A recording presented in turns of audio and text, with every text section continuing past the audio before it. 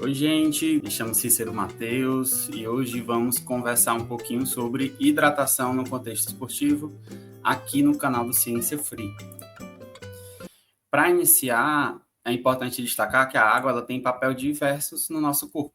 Então, ela tem função estrutural e amortecedora, ela tem a sua função lubrificante, tem a sua função que ela é mais lembrada quase sempre, né, que é a dissolvente universal, mas ela também está muito envolvida no transporte, circulação e termorregulação. Então, de cara, com todos esses papéis que nós podemos observar, fica nítido a importância da hidratação, da ingestão adequada de água na nossa saúde.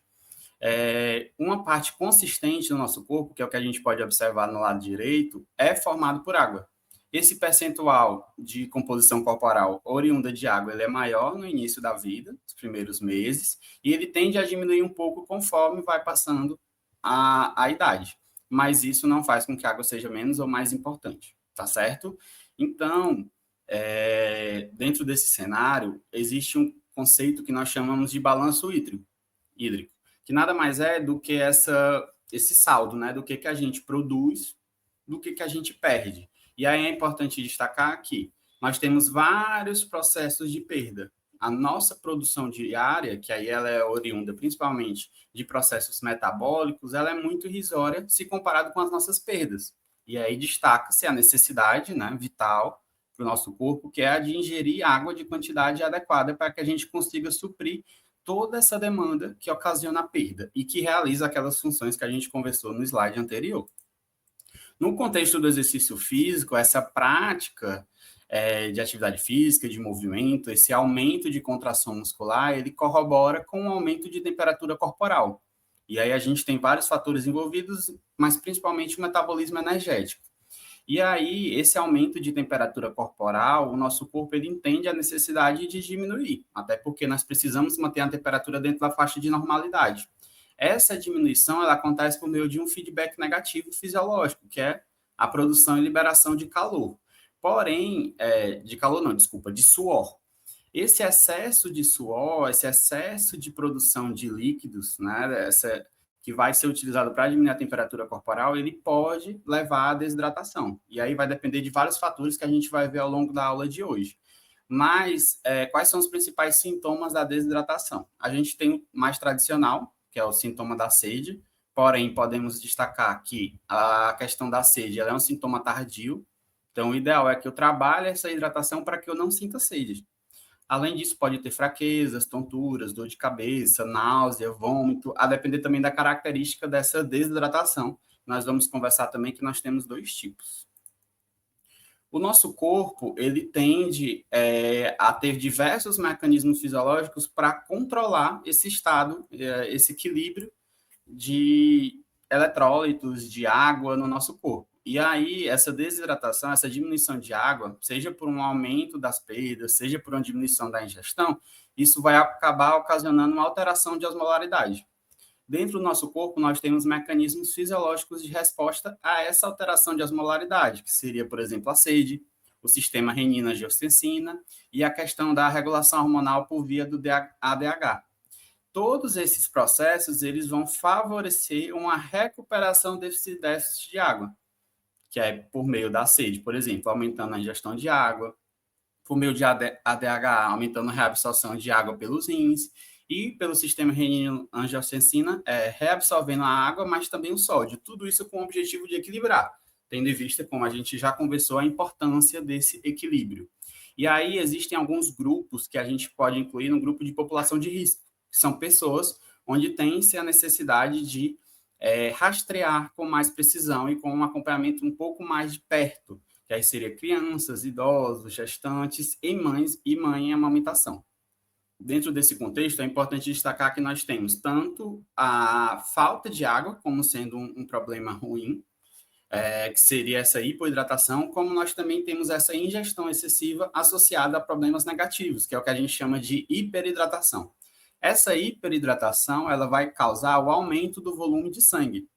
Como consequência desse aumento do volume do sangue, nós temos uma diminuição dos compostos que estão presentes neles. E aí a gente tem principalmente os eletrólitos, mas mais precisamente o sódio diminuindo. E aí esse excesso de água ele vai acabar ocasionando outro problema, que seria a hiponatremia, que é justamente essa diminuição do sódio. Então, esses componentes eles precisam estar em concentrações adequadas para favorecer processos fisiológicos.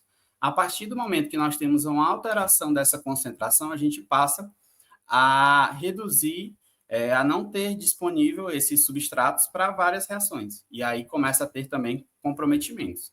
Então, frisando, nós temos a hipoidratação como sendo um fator negativo e nós também temos a hiperidratação como sendo também um fator de atenção.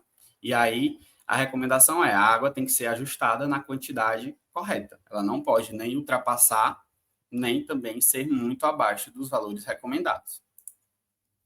Aqui é uma imagem que tenta sintetizar mais ou menos quais seriam os sinais e sintomas dessas duas condições, da hipoidratação e da hiperidratação / hiponatremia. E aí a gente vai entender essa hiponatremia como sendo um sinônimo, né, da hiperidratação. A gente pode observar nessa imagem que os sintomas eles são bem parecidos. A hiponatremia, a hiperidratação, ela tem alguns sintomas que são mais acentuados do que na hipoidratação, principalmente a nível de sistema nervoso central. Então, nós temos mudança de humor, desorientação ou confusão, o que a literatura chama como sendo uma pessoa que age fora do seu controle. Então, ela tem um pouco desses excessos devido a essas alterações do sistema nervoso central. Essa pessoa ela pode ter um grande mal, uma convulsão ou coma. E uma das características que distingue bastante é a presença de inchaço. Pessoas com hiponatremia, devido a essa alteração do equilíbrio do sódio, ela tende a ter um pouco mais de retenção e ocasionando um pouco mais de inchaço, tanto nos pés quanto nos membros. E aí, esses são pequenos sintomas que diferenciam, mas todos os outros, eles são muito semelhantes. E a importância da gente tentar identificar fatores de risco para a hiponatremia. Aqui é mais uma imagem que destaca essa questão da hiponatremia. Então, a hiponatremia ela é classificada com valores bioquímicos de sódio abaixo de 136 milimol por litro. E aí, como eu falei para vocês, ela pode ser ocasionada principalmente por um aumento de água corporal, ou seja, pelo consumo excessivo de fluidos, como também por uma ingestão inadequada de sódio. E aí nós temos que ter muito cuidado, porque existem exercícios, como no caso exercício de endurance, exercícios que são realizados em temperatura ambiente muito extrema, né? Principalmente aqui na região Nordeste, mas também devido a essas mudanças climáticas. Existem períodos do ano onde regiões do Sul e do Sudeste do Brasil também são afetados por essas condições adversas. Existe uma chance maior, né? Uma sudorese maior nesse processo. E aí, gente, vou voltar aqui, Paulo, nesse slide. Pronto, gente. Nesse slide, nós podemos observar que tanto o consumo excessivo de fluidos, como eu já havia falado, está associado com a hiponatremia, mas também nós temos essa ingestão inadequada de sódio também influenciando. Então, é necessário ter esse cuidado em relação à ingestão. Então, não podemos fazer uma restrição, principalmente em grupos de risco, que são, por exemplo, praticantes de endurance, que realizam essa atividade à temperatura ambiente, por exemplo, na extrema. Então, pessoas que fazem atividade física ao sol, temperaturas acima de 30 graus, eu tenho que ter cuidado em relação à ingestão de sódio, principalmente em não restringir. Em alguns casos, vai ser necessário também fazer essa reposição, que é o que a gente vai ver lá na parte das recomendações. Lembrando, né, a hiponatremia ela causa consequências muito negativas. Então, ela tem essa alteração do sistema nervoso central, mas ela também corrobora, ela também ocasiona prejuízo na função muscular e pode levar até congestão pulmonar, que aí é o grande problema, que pode estar associado, né, a convulsões, coma ou morte. Então, muito cuidado em relação a episódios de ingestão excessiva de água e exercícios onde nós temos essa diminuição da concentração de sódio devido a essa excreção muito aumentada pelo suor. E aí nós vamos identificar também fatores de risco para essa condição, que é justamente o que esse slide acaba nos trazendo. Então, quais são fatores influenciadores importantes desse cenário? Teve um estudo que foi na Maratona de Boston, de 2002, e eles identificaram que mais ou menos 13% das pessoas, dos maratonistas, tiveram hiponatremia. E aí, quais são os principais fatores associados a isso? O ganho substancial de peso, antes ou após a corrida. Então, teve uma alteração de peso muito elevada. Como a gente vai ver, o peso também está relacionado com esse estado de hidratação. O consumo de mais de 3 litros de líquidos durante a corrida, então a ingestão excessiva. Tempo de corrida superior a 4 horas também é um fator de risco para a hiponatremia, porque ele está exposto a uma excreção muito aumentada de sódio por conta disso. E pessoas com índice de massa corporal baixo também têm um risco maior de ter hiponatremia. E aí, gente, como nessa imagem aqui de baixo, nós também temos alguns outros fatores de risco. Por exemplo, exercício intenso prolongado em clima quente, que foi o que eu destaquei para vocês, também é um fator de risco. Pessoas que têm uma grande perda de sódio associada ao suor. Então, nós vamos ter também essas variações individuais. Existem pessoas que perdem mais e existem pessoas que perdem menos sódio no suor. Então, isso também é necessário que seja avaliado, essa individualidade biológica, né? Então, em relação à recomendação de hidratação, uma das coisas que vocês mais vão ver é que ela precisa ser individualizada. Então, são necessários alguns testes, principalmente em períodos de treinamento, para tentar avaliar isso, para conseguir reproduzir da melhor maneira durante a competição, que é o grande objetivo quando a gente fala no contexto esportivo. Iniciar a atividade física em um estado de depressão de sódio pode causar, né, isso também, como a gente viu, dietas pró-sódios, pessoas que estão utilizando medicamentos diuréticos e que têm ingestão frequente de muito líquido sem sódio, que aí também é uma das recomendações. A depender das características do exercício, existe essa necessidade de ingerir sódio também durante a prova. Nessa imagem, segundo o posicionamento do Comitê Australiano de Nutrição Esportiva, nós temos mecanismos, formas de avaliar o estado de hidratação. Boa parte dessas formas de avaliar o estado de hidratação são formas um pouco mais laboratoriais, que vão exigir muito mais estrutura. E aí nós vamos destacar aquelas que são mais usuais, que são mais utilizadas na prática e que também têm um maior nível de evidência. Nessa imagem, a gente destaca a massa corporal como sendo um fator importante, que inclusive é muito fácil de rastrear. Nós temos a sede percebida, que também é um importante fator, mas como eu falei para vocês, é um fator mais tardio. Nessa outra imagem, nós temos 3 outras condições, né? Que nós temos a primeira, a gravidade específica da urina, e aí gravidade também nós temos o sinônimo de densidade. Nós também temos a osmolaridade da urina, que são técnicas que eu consigo utilizar com estrutura reduzida, que aí nós temos, por exemplo, a utilização de um refratômetro, onde eu consigo, através desse equipamento, que é laboratorial, mas, digamos assim, é um pouco mais simples, eu consigo avaliar esses parâmetros e eu consigo ter uma noção de como que está o estado de hidratação desse indivíduo. E embaixo nós temos a recomendação do Armstrong, que é um grande pesquisador na área da hidratação, principalmente no contexto esportivo. Inclusive, ele é o autor daquela escala de urina, que nós também vamos falar, mas que já é bem conhecida no meio da nutrição.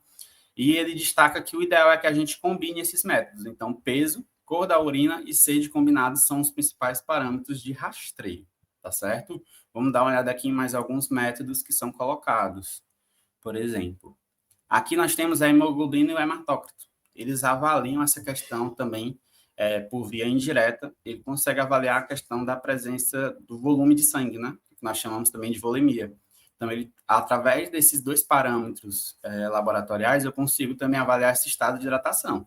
Só que aí vai depender da estrutura que eu tenho, né? Eu consigo realizar hemoglobina e hematócrito com uma certa frequência, talvez antes ou após o treino. Isso vai depender do nível de estrutura que eu estou. Se eu estiver vinculado a uma grande federação, a um comitê ou a um clube, por exemplo, esportivo, eu até tenho disponível, mas quando eu não tenho, eu vou recorrer àqueles métodos que são mais práticos, né? Mais simples. E aí, como eu falei para vocês, nós temos a escala de coloração de urina como sendo uma importante ferramenta de acompanhamento. Essa escala de coloração de urina ela é distribuída de 1 a 8, onde nós temos aqui essa coloração ela aumentando de cima para baixo. E aí, pessoal, os 3 primeiros níveis dessa escala são níveis que indicam o estado de hidratação. Do 4 ao 6 já é uma desidratação moderada. E 7 e 8 já é uma desidratação severa, que é muito mais comum em ambientes hospitalares. Porém, a gente pode encontrar, em casos extremos, alguns atletas nessa condição.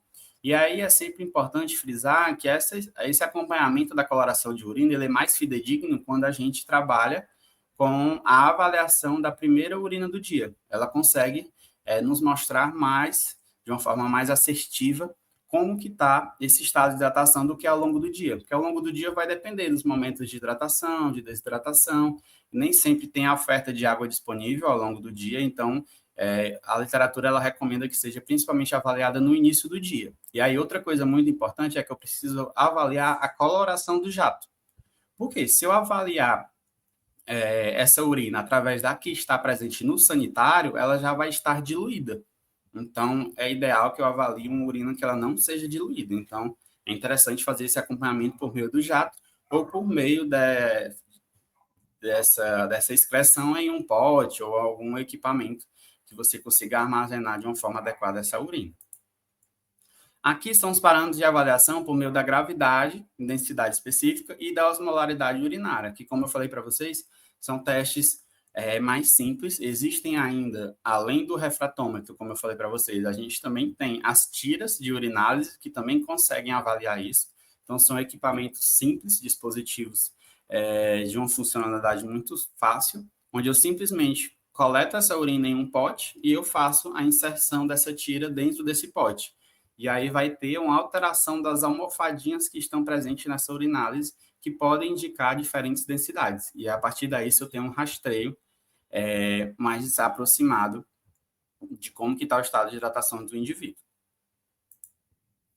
E uma das ferramentas que eu diria mais fidedigna, mais interessante, devido à sua praticidade, devido também ao seu potencial de correlação com o estado de hidratação, seria o peso. Então, em alguns esportes, como, por exemplo, o futebol, onde é muito comum ter jogos no final de semana e no meio de semana, né, tem pouquíssimo período de descanso entre um jogo e outro, é comum que os atletas se pesem diariamente.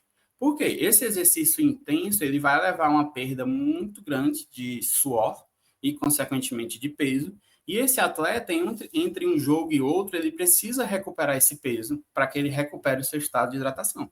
Porque essa perda de peso durante o exercício, ela não é porque ele queimou gordura, não é porque ele teve variações muito consistentes de outros componentes corporais. Essa variação ela é principalmente ocasionada por essa depressão do estado de hidratação. Então, essa perda de peso durante o exercício, ela é quase 100% oriunda de água. Então, é necessário que haja esse acompanhamento de peso para que esse atleta, por meio dessa recuperação do peso, ele recupere esse estado de hidratação. Então, eu tenho que ter uma recomendação individualizada que garanta que ele vai recuperar o peso perdido durante esse episódio esportivo até o outro, porque senão ele vai entrar no outro jogo, por exemplo, no exemplo do futebol, com desidratado, por exemplo. Então, gente, esse acompanhamento do peso perdido, ele tem que ser acompanhado em alguns esportes diariamente, e em outros esportes eu consigo fazer esse acompanhamento mais esporádico, às vezes uma vez por semana, às vezes uma vez a cada 3 dias, vai depender muito do contexto e vai depender muito do esporte que a gente está falando. Então, o futebol tem uma perda muito intensa. Existem outras modalidades que não precisam disso, por exemplo, musculação, crossfit, não tem episódios de desidratação tão intensos. Então, é muito cuidado também, porque a gente pode acabar induzindo algum tipo de comportamento transtornado, né? Então, algumas pessoas têm essa necessidade, outras não. Aqui, gente, são os parâmetros de acompanhamento, né, desse estado de desidratação. Então, se essa perda de peso ela for maior do que 2% do peso corporal, esse indivíduo já entra no grupo de desidratado. Então, se eu conseguir, por meio das minhas estratégias de hidratação, fazer com que o indivíduo perca menos do que 2% do peso corporal durante o exercício, tá ótimo, tá excelente. Essa é uma meta de sucesso. Então, eu estou fazendo uma hidratação adequada. A partir do momento que esse meu atleta ele perde mais do que 2% do seu peso corporal, aí sim eu já tenho o início das consequências negativas da desidratação. Então, 2%, acima de 2%, eu já tenho comprometimento da função cognitiva e do desempenho esportivo.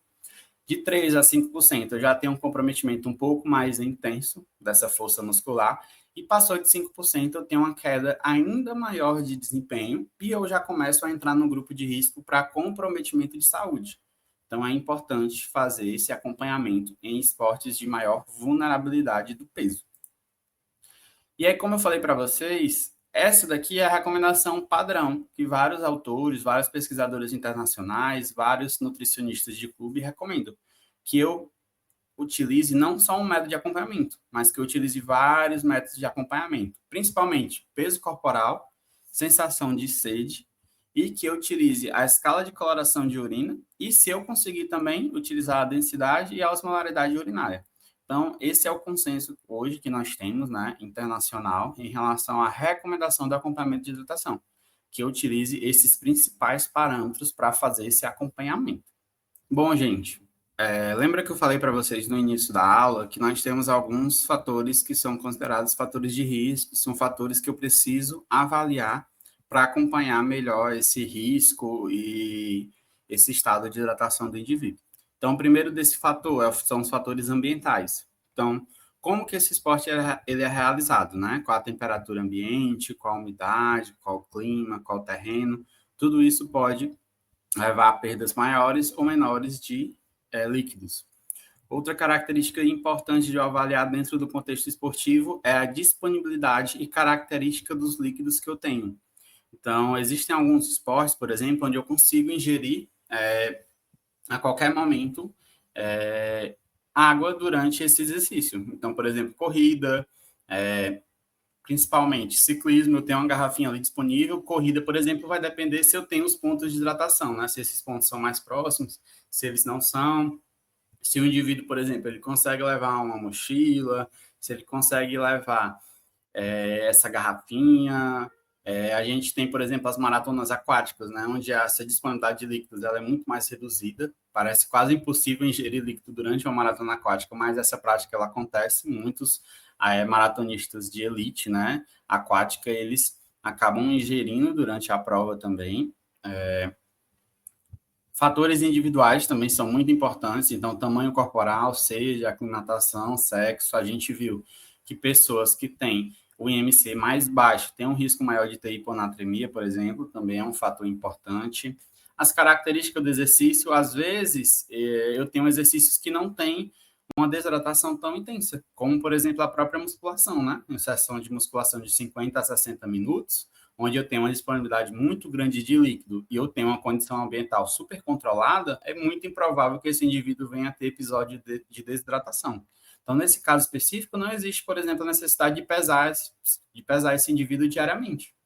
Então, só eu recomendando que ele faça a ingestão de água ad libitum durante o exercício, isso normalmente já vai ser suficiente para suprir essas necessidades de hidratação.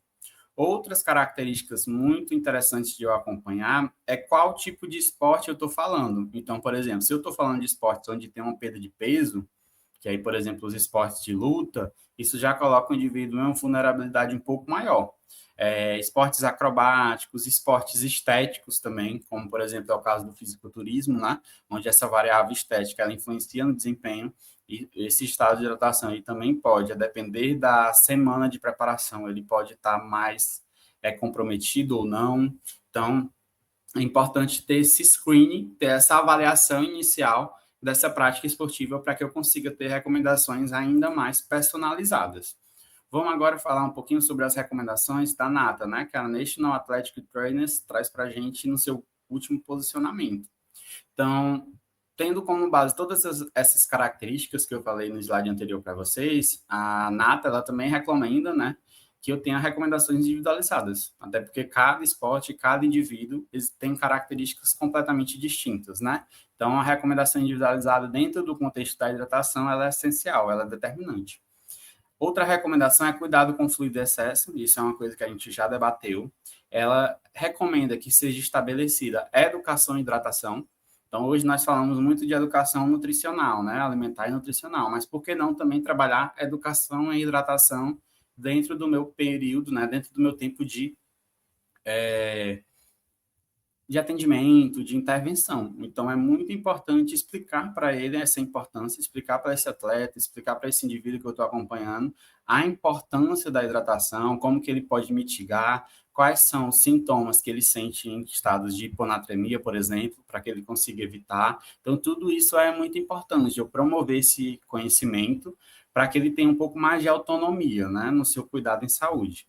A aclimatação também é muito importante. Então, se é um atleta, por exemplo, que está realizando essa atividade física em temperatura X, e ele vai viajar para um estado do Brasil ou para um país que tem uma temperatura muito diferente, é importante que ele tenha um período de aclimatação, que nada mais é do que um período para que ele se acostume com essa nova temperatura que ele vai realizar, né?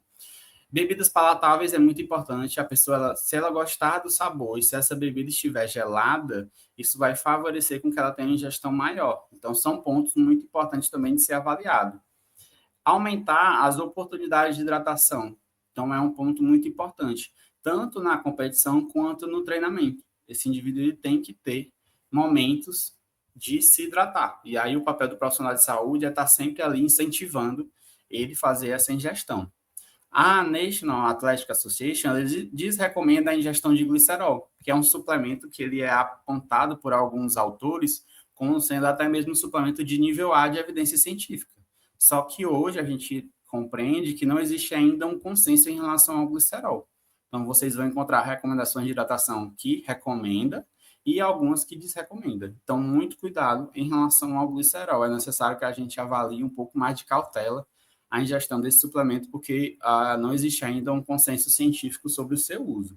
Outro ponto importante, cafeína não induz diurese, então fazer a ingestão de cafeína não coloca o indivíduo em uma situação de maior vulnerabilidade em relação à hidratação. Dietas e bebidas devem ter a quantidade adequada de sódio para repor as perdas, e aí a gente vai ver um pouco mais lá na frente. Em crianças, existe uma perda de suor menor, e em indivíduos maiores de 50 anos, eu tenho um risco maior de comprometimento, porque ele não tem mais aquela mesma sensibilidade à sede. Então, esses dois grupos são que a gente considera grupos de risco. E aí, esse risco ele não é algo tão alarmante, ele é mais uma necessidade de um acompanhamento mais próximo e de compreender quais são as variações dessas faixas etárias em relação ao estado de hidratação. Aqui nós temos um compilado de recomendações de ingestão diária de água. Então, nós temos o Institute of Medicine recomendando, nós temos algumas outras instituições internacionais trazendo isso para a gente. E é o que é que nós podemos observar em relação à recomendação diária de água. Não existe ainda um consenso de qual seria a quantidade ideal de água. A própria IOM, ela traz dentro da ingestão de água o que a gente chama de AI, que é uma ingestão aproximada. Então, não existe ainda tantos estudos assim que avaliam essa necessidade de água. E aí eu tenho que incentivar, eu tenho que avaliar cada pessoa em relação ao peso, à coloração de urina e aqueles parâmetros que eu falei que são laboratoriais, mas são mais simples, né? A densidade, a osmolaridade, a gravidade específica, tudo isso vai me ajudar a tentar entender se aquela quantidade que eu estou ofertando ela está adequada ou não. E aí, lembrando, esse slide ele nos mostra essa recomendação diária da ingestão de água para público geral. No contexto esportivo, a gente tem o American College como sendo uma instituição muito forte que nos traz direcionamentos precisos sobre essa área. Então, no guideline de 2016 do American College, ele coloca algumas recomendações de acordo com essa fase do exercício. Então, se é antes do exercício, se é durante ou se é após. Antes do exercício, a recomendação é que o indivíduo ele ingira de 5 a 10 ml por quilograma peso, num intervalo aí de 2 a 4 horas antes do exercício. Essa é uma recomendação geral que ela tem um único objetivo, que seria o quê? Obter uma urina com coloração amarela pálida. Então, como vocês podem observar, existe uma faixa muito ampla. Eu posso administrar desde 5 até 10. O que é que vai ser o meu parâmetro de acompanhamento? A coloração da urina, como a gente tinha conversado. Durante o exercício, a recomendação da ingestão de água é uma recomendação personalizada. O que é que eu vou avaliar? Eu vou dar a quantidade de água que seja suficiente para que esse indivíduo perca menos do que 2% de peso corporal. Ou seja, para algumas pessoas vai ser uma quantidade maior e para outras vai ser uma quantidade menor. O que é que eu recomendo em relação à hidratação durante o exercício? Que você teste essa estratégia. Então, durante o treinamento, por exemplo, faz um primeiro teste aí pedindo para o indivíduo ingerir água ad libitum, a água à sua vontade, né? De acordo com o que ele normalmente ingeriria. Acompanha mais ou menos qual foi essa quantidade ingerida e aí monitora o peso. Então, se essa quantidade que ele ingeriu, por exemplo, 700 ml durante o treino, fez com que ele perdesse menos do que 2%, então tá ótimo. Para esse tipo específico de exercício, para essa duração e intensidade que ele executou, essa quantidade está adequada. Caso ele perca mais peso, eu vou aumentar essa quantidade de água. E aí, a depender do tipo, da duração do exercício, eu também posso recomendar sódio. E aí, qual que é a recomendação do sódio, gente? A recomendação de ingestão de sódio, ela ainda também não é um consenso. Então, na hidratação, a gente tem muitos esses testes sendo realizados. Então, o sódio, ele é recomendado ingerir durante o exercício quando a gente tem grandes perdas de suor, acima de 1,2 litro de suor por hora, ou em exercícios que têm mais de 2 horas de duração. E aí essa ingestão de sódio passa a ser recomendada. Só que não tem também uma quantidade de sódio padrão para ser ingerida. Então você também vai testar essa quantidade de sódio. E aí inicia com a quantidade menor de sódio durante o exercício. E caso o indivíduo ainda assim tenha sintomas de hiponatremia, você pode aumentar um pouco essa quantidade de sódio. Mas é sempre importante a gente lembrar que o sódio tem uma UL. Então eu não posso ingerir uma quantidade muito alta de sódio, tá certo? Embora ele tenha uma perda muito grande. Aqui no sódio a gente viu que tem uma recomendação de ingestão, principalmente quando esse exercício passa de 2 horas de duração. Isso, gente, essas 2 horas de duração seriam em uma condição ambiental um pouco favorável. Seria uma condição mais amena, em torno de 20, que é mais ou menos um padrão um pouco mais europeu. Aqui no nosso Brasil, onde nós temos temperaturas que passam dos 30 graus, pode ser necessária essa ingestão de sódio em esportes com um pouco menos de duração. Então, passou de 1 hora e 15, 1 hora e 20, 1 hora e meia, já pode ser interessante fazer essa ingestão de sódio durante o exercício. E aí eu tenho que avaliar todos aqueles fatores que a gente já conversou na aula de hoje, né? Esse cenário, as características individuais e tudo mais. Carboidratos, eles podem ser consumidos durante o exercício, só que a recomendação do carboidrato é individualizada, né? Ela não segue a recomendação de hidratação, são recomendações distintas, né? Mas eu tenho que trabalhar, tanto que algumas bebidas esportivas, elas já vêm com componentes, né? Já repõem líquidos, ela é à base de água, ela tem carboidrato, mais ou menos de 6 a 8%, e algumas delas já vêm sódio também. Então, existem alguns recursos, né, alguns alimentos que vão ter, que são produzidos com essa finalidade, que já vão ter a reposição desses 3 componentes, né? E aí eu tenho que avaliar também a questão do custo-benefício. Algumas dessas bebidas, principalmente agora, onde está o que a gente chama de hype, né, esse alvoroço todo pela corrida de rua, nós temos esse preço dessas bebidas subindo bastante. Então, eu tenho que avaliar o custo-benefício. Às vezes, é melhor que eu faça um mix. Eu mesmo compro esses itens de uma forma separada e acabe montando entre uma solução, ou combine gel e água, ou combine cápsula de sal. Então, isso vai ficar muito a critério de você e do seu paciente, do seu atleta, encontrar a melhor combinação desses itens, tá certo? Após o exercício, qual é a recomendação do American College? É repor de 125% a 150% dos líquidos perdidos. Então, se o atleta ele perdeu durante esse exercício 1 quilo, ele precisa ingerir 125% a 150% desse valor perdido. Ou seja, ele precisa ingerir até 1,5 litro de água após o exercício. Isso com o objetivo final de que ele recupere esse peso. E aí essa reposição ela não precisa ser de imediato, ela pode ser fracionada. Isso com o objetivo sempre de recuperar esse peso perdido. Então, principalmente atletas de endurance que vão fazer uma grande prova, uma maratona, é importante que acompanhe o peso antes e o peso após, para justamente garantir que essa reposição ela vai acontecer de forma adequada, que ele tem tempo suficiente de se recuperar. Isso vai auxiliar também na diminuição da dor muscular de início tardio, vai acelerar, né, a sua recuperação. Em relação ao pós-exercício, nós temos 2 outras recomendações, né? Primeiro, evitar a ingestão excessiva de álcool. Então, o álcool, ele não combina com o estado de hidratação, né? Ele acelera a desidratação. E não restringir a ingestão de sódio após o exercício. Então, o indivíduo ele pode voltar a ingerir sódio na quantidade adequada, de acordo com as recomendações. Não é recomendado que você faça qualquer tipo de restrição em relação ao sódio. Nessa imagem, nós temos estratégias práticas que nós podemos utilizar para aumentar essa ingestão. Então, eu posso estabelecer metas de acordo com o tempo, eu posso utilizar garrafinhas, eu posso utilizar algumas estratégias mais palatáveis para essa ingestão, como, por exemplo, bebidas aromatizadas, chás. Então, hoje nós temos vários recursos para favorecer essa hidratação. O que eu não posso é não utilizar nenhuma, né? Eu tenho que, de alguma forma, estar sempre trabalhando e incentivando a ingestão de líquidos. Lembra que eu falei para vocês que o fator ambiental ele é muito importante? Hoje, na literatura, a gente tem um termo que é o termo hot environment, que são exercícios muito extremos, realizados em temperaturas muito altas.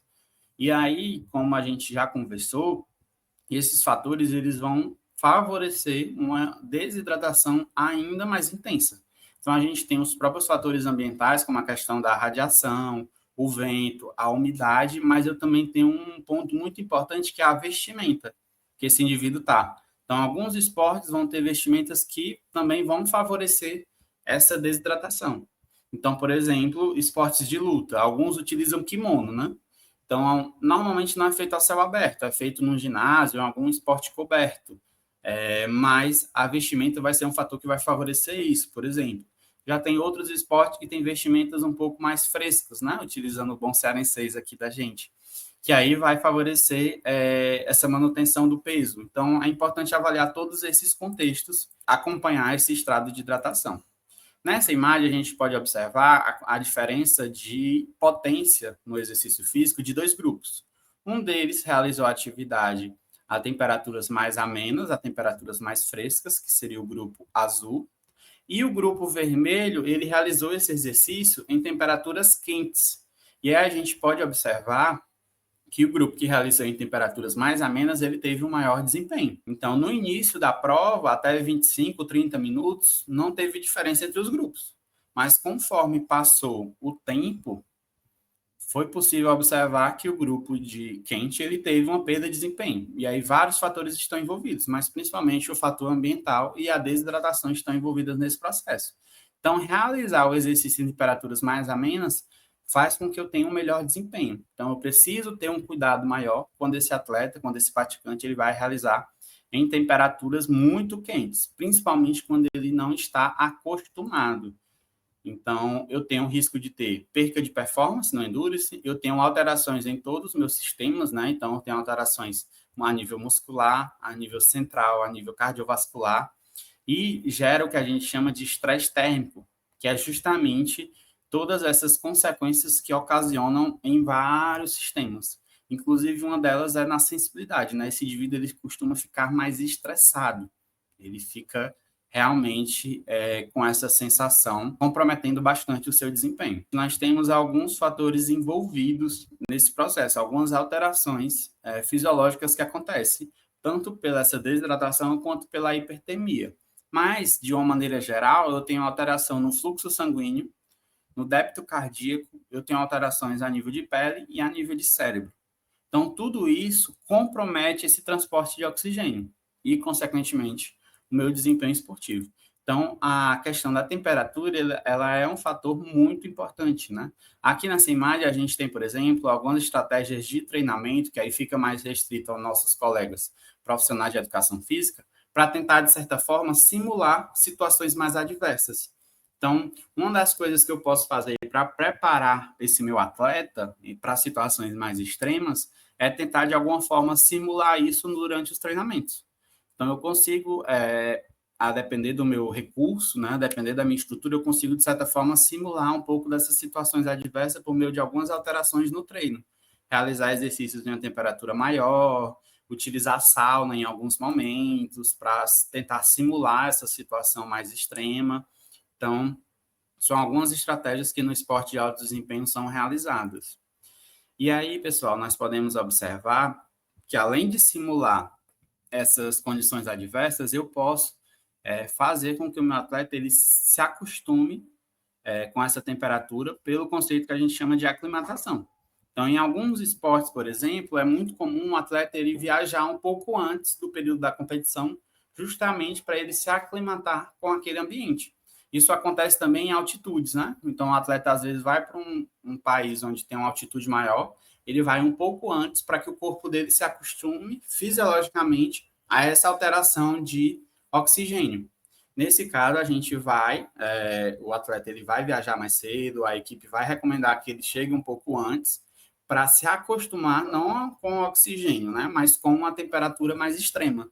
Então, aqui a gente pode observar Tem o grupo azul, que é o grupo que realizou esse exercício em temperaturas mais amenas, e aqui esses outros grupos, né, o vermelho, o laranja e o amarelo, são grupos onde os indivíduos eles tiveram a oportunidade de se aclimatar.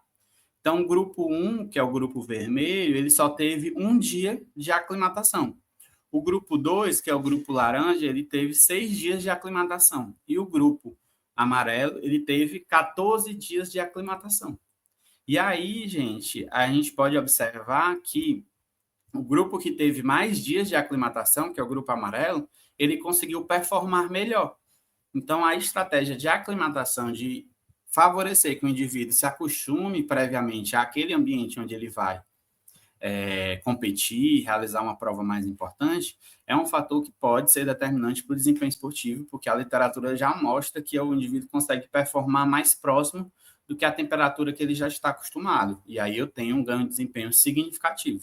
Aqui nessa imagem a gente pode observar no eixo X, que é o tempo passando, né, os dias de aclimatação, quanto mais os dias passam, mais esse indivíduo ele consegue regular os parâmetros que são normalmente alterados. Então, eu tenho alteração do volume de plasma, eu tenho alteração da temperatura do core, eu tenho alteração a nível de pele, eu tenho vários fatores fisiológicos que eles são alterados em situações extremas que, quando eu aclimato, eu consigo, de certa forma, driblar eles, né? Eu consigo regular eles, colocar eles em uma situação mais comum e mais próxima do ideal. Então, quanto mais tempo eu tiver de aclimatação, melhor, tanto a nível de desempenho quanto a nível de regulação de parâmetros fisiológicos. E aí, gente, hoje nós já temos algumas recomendações de hidratação para situações quentes.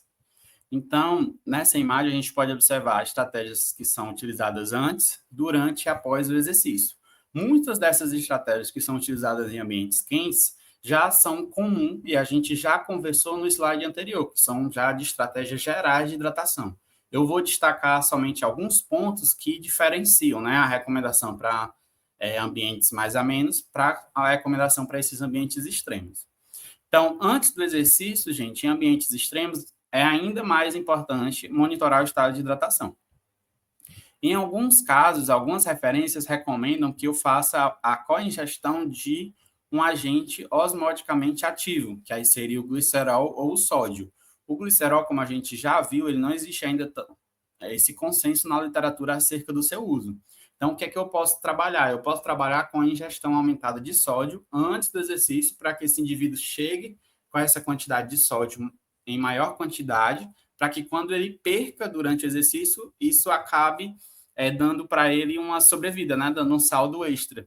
Então, dá uma margem maior de perda, digamos assim. Por quê? Porque o estoque está muito cheio, durante o exercício extremo ele vai perder um pouco mais, mas ele ingerir um pouco mais também. Então, isso, de certa forma, compensaria esse processo. Mas eu tenho que avaliar individualmente também e treinar essa estratégia antes de realizar na prova. Outra coisa que é muito importante, gente, é a utilização de bebidas geladas e gelo. Pode ajudar a resfriar esse atleta e pode gerar esse conforto térmico. E como eu falei para vocês, essa sensação de desconforto que é ocasionada por esse ambiente extremo, ela também compromete bastante a performance esportiva. Então, a gente deve usar e abusar de estratégias de conforto térmico. Então, bebidas geladas, gelo em grandes quantidades. Alguns estudos agora mostram a utilização do mentol, né, que é aquele componente que dá aquela sensação de refrescância em algumas balas, em alguns doces. Eu posso utilizar isso também em bebidas para, de certa forma, trazer esse conforto térmico. Isso também pode ser utilizado tanto antes, quanto durante, quanto após. O que eu preciso, né, novamente, é treinar essa estratégia para que na prova eu não tenha nenhum problema. Durante o exercício, gente, eu tenho que ter mais cuidado ainda em relação a essa ingestão de sódio, como eu falei para vocês, de eletrólitos. Bebidas mais frias também já falamos. Após o exercício, a recomendação, lembra que era de 125% a 150% de líquidos? Aqui no ambiente quente extremo, ela já é o limite superior. Aqui a gente nem fala em 125%, aqui é a partir de 150%. Então, após o exercício quente e em ambiente extremo, a recomendação é de repor sempre 150%. E aí, o que é muito comum ser falado nesse guideline é que essa gestão do estresse térmico ela é muito desafiadora. Então, mesmo tendo esses parâmetros, ainda assim eu posso ter atletas que não reajam bem a esse cenário. E aí existe ainda mais aquela necessidade de personalizar. Então, trabalhar com endurance, com esportes que exigem, que tem uma demanda muito maior de ingestão de líquidos, que trazem uma alteração muito grande desse estado de hidratação, é muito desafiador por si só, ainda mais em ambientes quentes e extremos. Pessoal, nós encerramos aqui a nossa aula de hoje. Gostaria de deixar o convite aqui para vocês para participar de um canal meu que eu tenho no WhatsApp. Lá eu compartilho alguns conteúdos científicos, compartilho algumas aulas, alguns cursos, né? Uma parte considerável gratuito, outra parte são cursos meio que eu faço por fora, que eu divulgo, tem uma taxa de inscrição ali para auxiliar nesse manejo dos custos, mas vocês estão todos convidados a participarem desse canal. O link está aqui, fiquem à vontade para entrar, sejam bem-vindos. E no mais, muitíssimo obrigado a todos pela atenção. Espero encontrar vocês em uma nova oportunidade. Gostaria de agradecer muito o convite do canal Ciência Free, em especial do Paulo Marconi, né, meu grande amigo, meu grande colega de longa data. E eu fico muito feliz de estar aqui hoje colaborando um pouquinho com o conhecimento de vocês.